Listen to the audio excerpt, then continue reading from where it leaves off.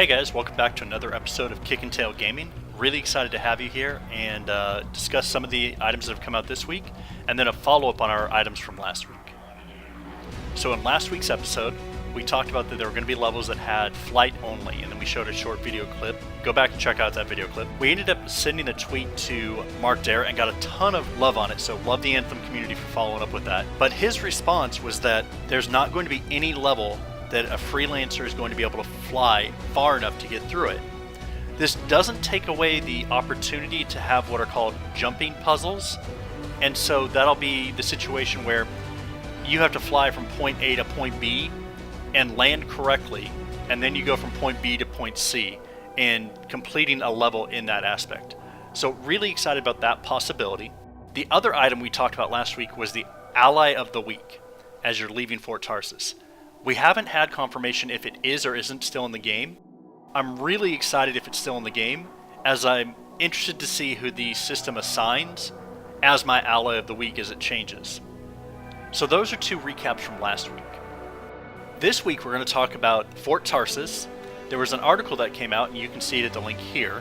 In that article, it reads, Fort Tarsus. The city stands as a fortress against the impending dangers of the outside world. Founded by the Legion of Dawn leader, General Helena Tarsus.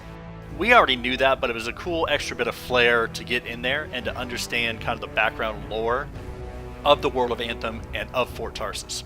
It goes on to say, there are distinguished groups, such as the Freelancers, which we're going to be part of.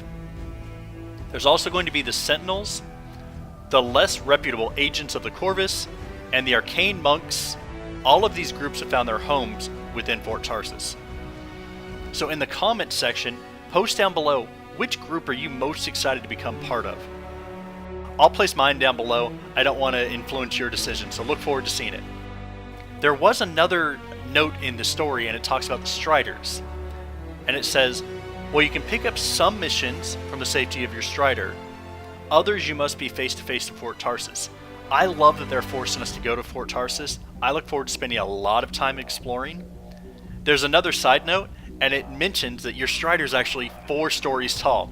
So it's cool to get the definition of size as we're comparing those together. As you can see from the screenshot, right before the Strider crashes down, the other item we're going to talk about today is the mentoring system.